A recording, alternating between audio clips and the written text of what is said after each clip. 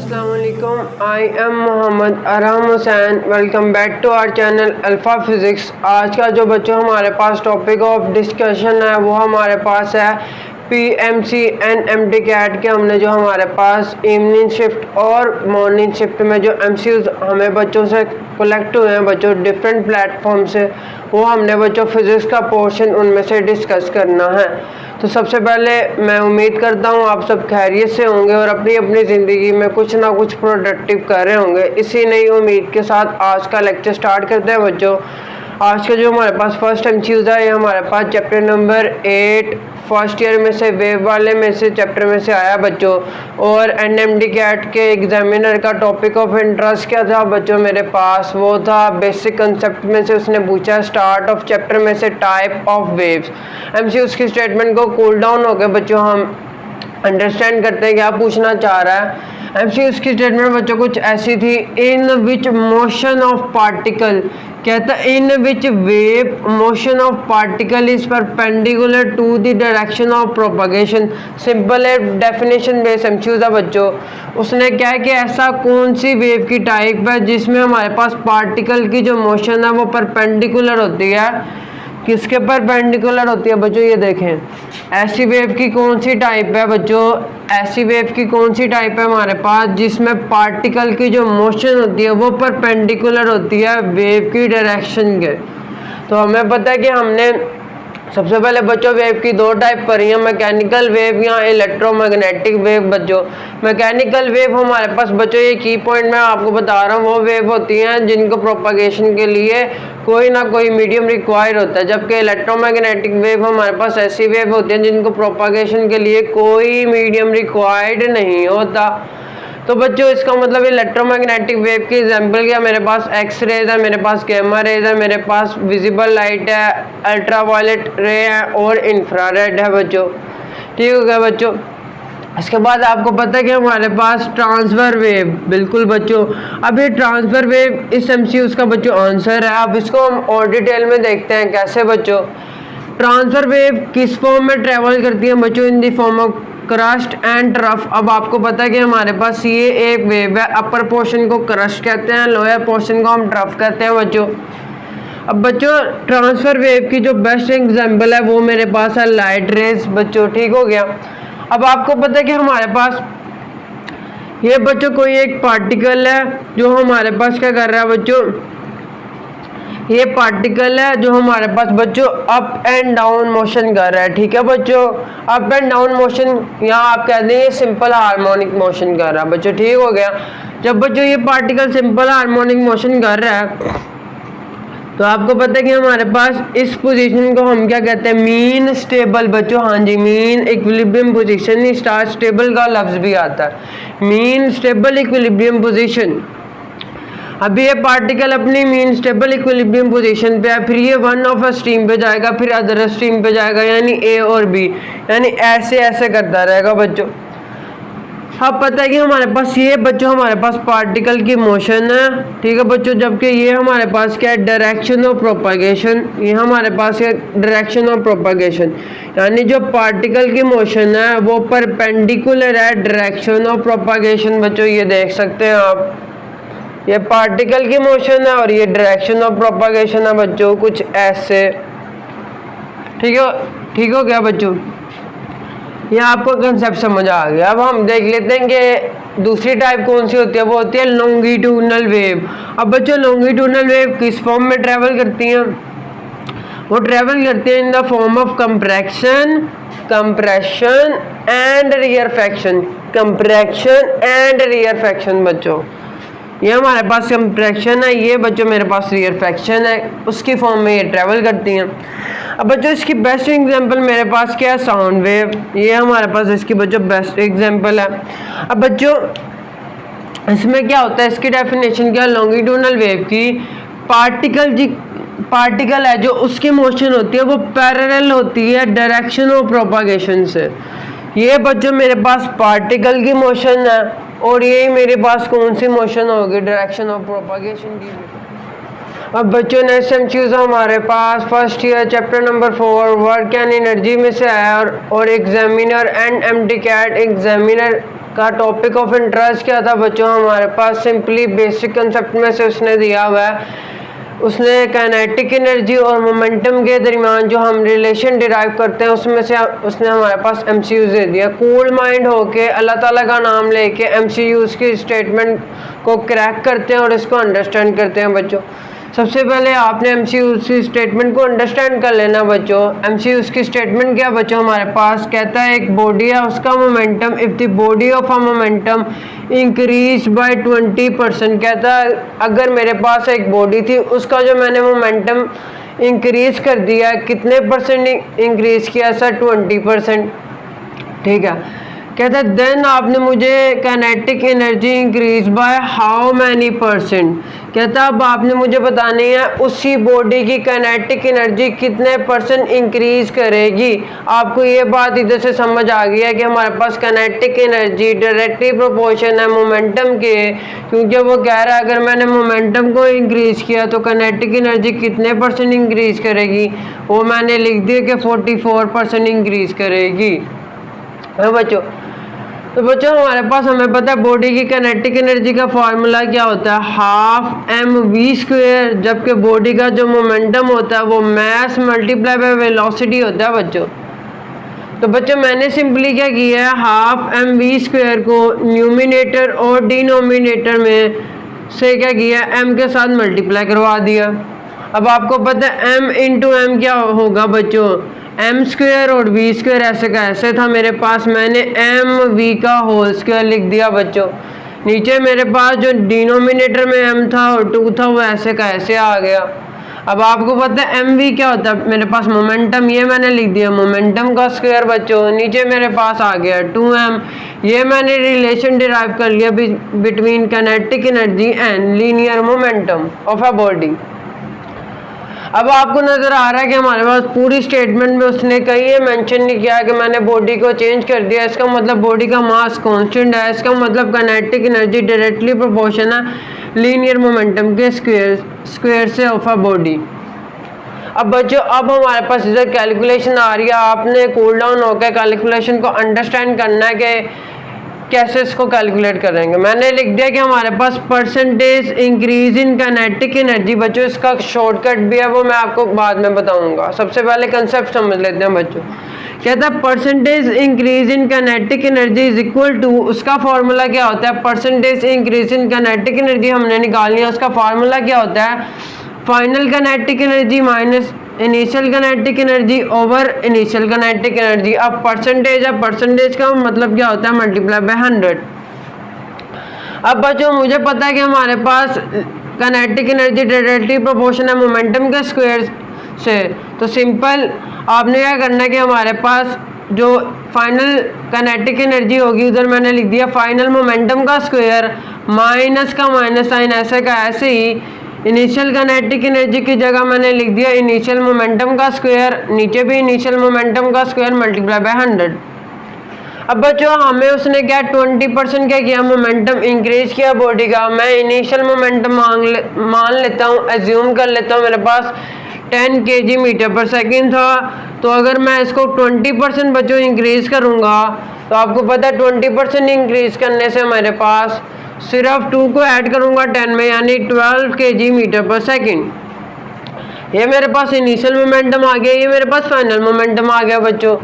मैंने इधर value put कर दी सिंपल, फाइनल मोमेंटम की जगह 12 का स्क्वायर माइनस इनिशियल मोमेंटम की जगह 10 का स्क्वायर, 12 का स्क्वायर 144 बच्चों। 144 में से जब मैं 100 माइनस करूंगा बच्चों मेरे पास क्या आ जाएगा बच्चों, 44 आ जाएगा, और मल्टीप्लाई बाय 100 का 100 ऐसे का ऐसे ही बच्चों। और नीचे आपको पता है इनिशियल मोमेंटम का स्क्वायर है, तो मेरे पास इनिशियल मोमेंटम 10 था, 10 का स्क्वायर 100 होता है, 100 से मेरे पास क्या बच्चे हो जाएगा, कैंसिल। अब 144 माइनस 100 44% क्या आएगा, इंक्रीज इन काइनेटिक एनर्जी। ये इसका एक्चुअल मेथड था बच्चों। अब बच्चों हम शॉर्टकट देख लेते हैं, क्योंकि एंटी टेस्ट में आपको पता है टाइम लिमिटेड होता है। तो अगर आपने percentage change in kinetic energy निकालना हो, percentage change in kinetic energy is equal to 2 into percentage change in momentum. यानी 2 into percentage change in momentum, क्योंकि हमारे पास इधर मोमेंटम का स्क्वायर था इसलिए मेरे पास वो 2 पहले आ गया, प्लस माइनस अब हमने क्या करना है इसमें n का स्क्वायर। सर आप कहेंगे मुझे पता चल गया परसेंटेज चेंज इन मोमेंटम ही हमें दिया हुआ 20%, इधर मैं 20 पुट कर दूंगा, लेकिन ये n की जगह सर क्या लिखना मैं बताता हूँ बच्चों। n मेरे पास क्या है, percentage change in momentum over 100, तो n क्या आ जाएगा n is equal to percentage change in momentum, मेरे पास 20 था मैंने 20 लिखा, उसको 10 से डिवाइड किया, आंसर 2 आ जाएगा मेरे पास। ठीक हो गया बच्चों, यहाँ से मेरे पास बच्चों 2 आ गया। अब बच्चों मैं जब अब इसको मैं सॉल्व कर रहा हूँ बच्चों, इसको मैं इरेज कर रहा हूँ एक्चुअल मेथड को। बच्चों मेरे पास n की वैल्यू क्या आई है बच्चों 2। बच्चों ये देखें मैंने क्या लिखा, परसेंटेज मैंने क्या निकालनी थी, change in kinetic energy is equal to, simple value put करूँगा 2 into percentage change in momentum क्या था मेरे पास 20%। मैंने अब क्या करना है बच्चों, प्लस मैंने करना बच्चों क्या, क्योंकि हमारे पास इंक्रीज़ कर रहा है ना, इंक्रीज़ कर रहा है ना मोमेंटम, इसलिए मैंने प्लस लगाया, तो डिक्रीज़ करेगा तो माइनस आएगा बच्चों, प्लस। अब मेरे पास n की वैल्यू क्या है, 2 का स्क्वायर मैंने लिख दिया, तो 20 को जब 2 से मल्टीप्लाई करूँगा आंसर क्या आएगा 40, और जब 40 में 4 ऐड करूँगा मेरे पास आंसर फिर भी 44% ही आ जाएगा। बच्चों अब हम अपने नेक्स्ट MCQs की तरफ मूव ऑन करते हैं। नेक्स्ट MCQs हमारे पास first year chapter number 3 force and motion में से आया है, और NMT कैट एग्जामिनर का टॉपिक ऑफ इंटरेस्ट क्या था हमारे पास, सिंपल इक्वेशन ऑफ मोशन में से उसने एक न्यूमेरिकल बेस्ड MCQs दिया है। इसमें कुछ कंसेप्ट आए, कूल डाउन होकर अल्लाह ताला का नाम लेके इस MCQs को सॉल्व आउट करते हैं बच्चों। MCQs को अंडरस्टैंड कर लेते हैं। सबसे पहले बच्चों कहता है आ हैंडबॉल, या आप समझ लें कोई एक बॉल है cricket ball, a handball is tossed vertically upward. कहता है ये मेरे पास कोई एक हैंडबॉल है जो मैंने रेड मार्कर से बनाई है बच्चों, उसको मैंने टॉस किया, जैसे कॉइन को टॉस नहीं करते बच्चों, vertically upward in Y axis, यानी वर्टिकली अपवर्ड। ठीक है बच्चों, यानी वर्टिकली अपवर्ड मैंने उसको फेंका कुछ ऐसे बच्चों, जैसे इस मार्कल को मैंने फेंका। ठीक है बच्चों, अब बच्चों इसके बाद क्या हुआ है, विद इनिशियल वेलोसिटी, उसने इनिशियल का लफ्ज उधर मेंशन नहीं किया था, ये मैंने खुद से लिखा है, with initial velocity of 19.6 metre पर सेकेंड। आपको पता है वेलोसिटी उसको हमने इनिशियल दी होगी, फिर ही तो उसने हाइट कुछ वर्टिकल डिस्टेंस कवर किया बच्चों, इसलिए मैंने इधर लिखा है इनिशियल वेलोसिटी। अब हमने बच्चों इसने हमें गिवन डाटा दिया था, यानी इस गिवन डाटा में उसने हमें 2 चीज़ें बता दी हैं। एक बच्चों उसने मुझे बता दिया इनिशियल वेलोसिटी 9.6 मीटर पर सेकंड, और दूसरा आपको पता है कि हमारे पास अब फाइंड आउट क्या करना है, सबसे पहले हम ये देख लेते हैं approximately how height it will rise. कहता है अप्रोक्सीमेटली मुझे वो हाइट बताएं जो ये कवर करेगा, वो डिस्टेंस बता दें मुझे। आपको पता है मैक्सिमम हाइट पे जाके जो फाइनल वेलोसिटी होती है वो 0 मीटर पर सेकंड होती है, यानी इसने हमें 2 चीज़ें दी है, फाइनल वेलोसिटी दी है और इनिशियल वेलोसिटी दी है। ना इसने हमें वो टाइम टेकन दिया है, वो टाइम दिया है जिसमें बॉडी ने डिस्टेंस कवर किया बच्चों। ठीक है, हमने ये हाइट फाइंड आउट करनी है बच्चों, ये हाइट फाइंड आउट करनी है। ठीक हो गया, इनिशियल वेलोसिटी हमारे पास, फाइनल वेलोसिटी है।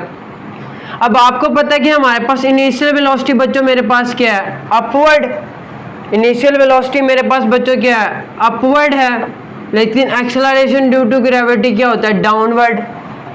ठीक है, toward the centre of earth, यानी acceleration due to gravity and initial velocity क्या हमारे पास एंटी पैरेलल हैं बच्चों, एंटी पैरेलल हैं बच्चों। अब एंटी पैरेलल है, ये हमारे पास इधर की पॉइंट था। अब देखते हैं हमारे पास जब फर्स्ट इक्वेशन ऑफ मोशन से सॉल्व आउट होगा, आप देख रहे हैं फर्स्ट इक्वेशन ऑफ मोशन में मेरे पास टाइम का फैक्टर आ रहा है जो कि हमें नहीं गिवन। इसी तरह आप देख रहे हैं कि सेकंड इक्वेशन ऑफ मोशन में भी मेरे पास टाइम का फैक्टर आ रहा है जो हमें नहीं दिया हुआ।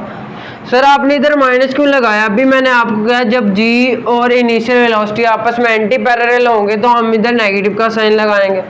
अब आपको पता है थर्ड इक्वेशन ऑफ मोशन हमारे पास बचती है, तो उसको देख लेते हैं। थर्ड इक्वेशन ऑफ मोशन हमारे पास क्या होती है, 2as एस की जगह मैंने एच लिख लिया और ए की जगह मैंने जी लिख लिया, क्योंकि ये अपवर्ड का केस है बच्चों, not horizontal. Is equal to V F square final velocity का स्क्वायर माइनस इनिशियल वेलोसिटी का स्क्वायर। इधर नेगेटिव साइन उसी वजह से आया, एक्सेलरेशन और इनिशियल वेलोसिटी एंटी पैरेलल है, ऑपोजिट है ईच अदर। अब देखिए मेरे पास -2 इंटू जी की वैल्यू मुझे आपको पता होती है 9.8 मीटर पर सेकेंड स्क्वायर, मैंने वो इधर पुट कर ली। एच मैंने फाइंड आउट करना है। ये बात हमेशा बच्चों याद रखना, जब कभी मैं स्मार्कल को फेंकता हूँ मैक्सिमम हाइट पे जाके इसकी जो फाइनल वेलोसिटी होती है वो 0 होती है। मैंने इधर लिख दिया 0 का स्क्वायर, माइनस का माइनस ऐसे का ऐसे ही, फिर आपने वैल्यू पुट करनी है सिंपल इनिशियल वेलोसिटी का स्क्वायर बच्चों। जब आप इसको सॉल्व आउट करेंगे 9.8 को 2 से मल्टीप्लाई करेंगे 19.6 आ जाएगा इंटू एच, और माइनस का साइन ऐसे का ऐसे ही। जब इसका स्क्वायर लेंगे बच्चों माइनस माइनस कैंसिल आउट हो जाएंगे। एच हमने फाइंड आउट करना है, इधर 19.6 मल्टीप्लाई हो रहा है, उधर जाकर डिवाइड होगा, एक ऊपर वाले में से ये कट जाएगा, हमारे पास हाइट क्या आ जाएगी 19.6, जो अप्रॉक्सीमेटली 20 मीटर बनती है आफ्टर राउंड ऑफ। अब बच्चों हम अपने नेक्स्ट एमसीक्यूज़ की तरफ मूव ऑन करते हैं। नेक्स्ट एमसीक्यूज़ हमारे पास chapter number 5 circular motion first year में से आया, और हमारे पास ये एक एडिशनल टॉपिक है पीएमसी की तरफ से बच्चों। ये एमसीक्यूज़ हमारे पास एक कंसेप्चुअल एमसीक्यूज़ है बच्चों। सबसे पहले हम इसकी स्टेटमेंट को अंडरस्टैंड करेंगे और अल्लाह ताला के नाम से अपनी एमसीक्यूज़ की स्टेटमेंट को देखते हैं बच्चों। कहता है आपने सिंपल मुझे बतानी है दी वैल्यू ऑफ जी। जी क्या होता है बच्चों? Acceleration due to gravity. उसकी वैल्यू बतानी है सर, कहाँ मेंशन है बच्चों? सेंटर ऑफ अर्थ पे मैंने जी एक्सेलरेशन ड्यू टू ग्रेविटी की वैल्यू फाइंड आउट करनी है बच्चों। सबसे पहले बच्चों हम आपको ये बता देते हैं जी क्या होता है। Small ji acceleration due to gravity, इसकी डेफिनेशन क्या बच्चों? सिंपल बात है, अर्थ tries to pull everything towards इस सेंटर।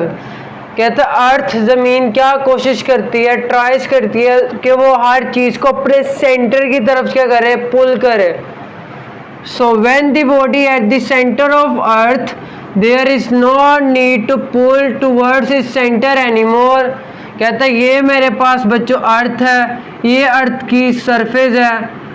हमारे पास एक बॉडी अर्थ की सरफेस से सेंटर पे चले जाती है अर्थ के, तो आपको पता है कि हमारे पास ये रेडियस है अर्थ का, तो सेंटर पे हमारे पास जी की वैल्यू 0 मीटर पर सेकंड स्क्वायर होगी बच्चों। क्योंकि हमारे पास जब बॉडी सेंटर ऑफ अर्थ पे आ जाती है तो हमारे पास बॉडी को मज़ीद सेंटर ऑफ अर्थ पे पुल करना नहीं पड़ता बच्चों, यही लिखा हुआ है। अगर आपने इसकी मैथमेटिकल एक्सप्लेनेशन देखनी है बच्चों तो आपको एक फार्मूला मेमोराइज करना पड़ेगा बच्चों। Value of g at any point is equal to value of g at the surface of earth bracket 1 minus x over R. ठीक है बच्चों। अब बच्चों हमें पता है जब हम सेंटर पे जाएंगे तो एक्स किसके इक्वल आ जाएगा? रेडियस ऑफ अर्थ के। तो मैंने एक्स की जगह क्या पुट कर दिया? Radius of earth is equal to g into 1 minus R over R. R से कैंसल आउट होगा तो 1 बचेगा, 1 में से 1 माइनस होगा 0, 0 into g value of g at the surface of earth is equal to 0 metre पर सेकंड स्क्वायर। बच्चों दो फैक्ट आपने याद रखने हैं। ये फैक्ट्स है कि हमारे पास जैसे जैसे हम अर्थ की सरफेस से एटमॉस्फेयर की जानिब बढ़ते हैं, हाइट या आल्टीट्यूड कवर करते हैं, तो वैल्यू ऑफ जी तब भी कम होती है। यहाँ फिर हम जैसे जैसे अर्थ की सरफेस से डेप्थ में जाते हैं वैसे भी वैल्यू ऑफ जी डिक्रीज ही करती है बच्चों। इसलिए तो हमारे पास ये डिक्रीज करती जाएगी और सेंटर पे जी की वैल्यू 0 होगी बच्चों। इसी तरह बच्चों वो आपसे पूछ सकता है what will be the value of weight at the centre of earth, वो 0 होगा क्योंकि हमें पता है F is equal to W, W is equal to mg होता है, G ज़ीरो होने की वजह से 0 की तरफ मूव ऑन करते हैं। नेक्स्ट एमसीक्यूज हमारे पास chapter number 3 force and motion में से आया हुआ है फर्स्ट ईयर के। सिंपल उसने एक कंसेप्चुअल एमसीक्यूज पूछा बच्चों, which law of motion define force. कहता न्यूटन के हमें पता है हमारे पास 3 लॉ हैं, first law of motion, second law of motion, third law of motion Newton का बच्चों। तो बच्चों हमें पता है कि हमारे पास जो न्यूटन का सेकंड लॉ है ना बच्चों, सेकंड लॉ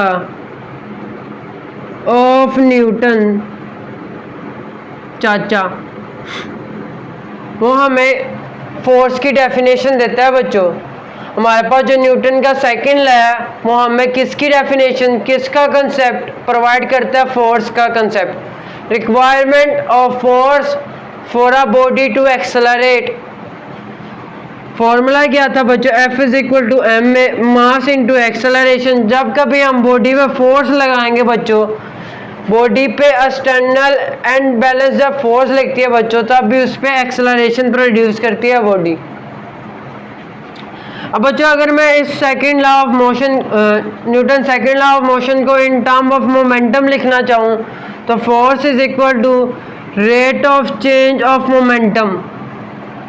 अब बच्चों हमें पता है सर्कुलर मोशन में फोर्स की जगह जो बच्चे बात आपने याद रखनी है कि हमारे पास लीनियर मोशन में जो फोर्स प्ले करती है रोल, वही सर्कुलर मोशन, वही रोटेशनल मोशन में टॉर्क रोल प्ले करता है बच्चों।